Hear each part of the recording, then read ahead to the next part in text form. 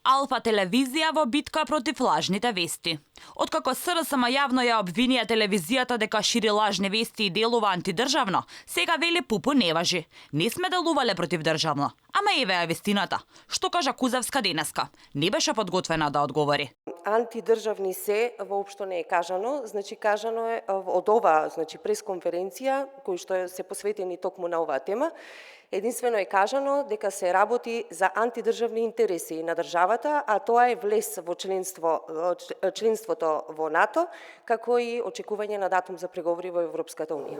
А може лажните вести може да ви направиме анализа и ќе го направиме тоа. До кога може да очекуваме денес утре, кога може да не прати? За 5 минути после пресконференцијата. А што кажа пред 6 дена? Медиумите на Мицкоски имаат задача да го подкопуваат договорот со Грција и со текстовите негативно да влијаат на членството во НАТО. Што значи, мисијата на овие медиуми и сомнителни унгарски пари е антидржавна и ги закрозува европските аспирации на државата. Очигледно им помагаат надворешни антидржавни фактори, кои што со корумпирање на медиумите ја загрозуваат демократијата и европската иднина на државата. Како што вети Кузевска, така и направија. Брзо по пресконференцијата, СРСМ испрати мејл со така наречени 5 лажни вести, што наводно ги објавила Алфа. Првите 3 не се вести, туку емисии. Едната од нив е со прашен наратив, во која Алфа ги прашува граѓаните, а тие коментираат. Другите 2 имаат и продолженија во кои буквално се објаснети сите страни од приказните. Предпоследната се однесува на вест која е лажна, ама само според СРСМ.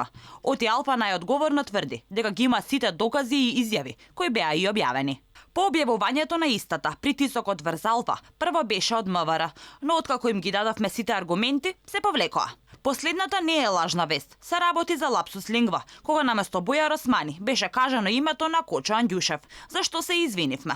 Во мејлот, сакајќи да ја оправдаат неаргументираноста, СРСМ додава дека нема намера да рецензира вести, туку само мерела колку сме го почитувале новинарскиот кодекс.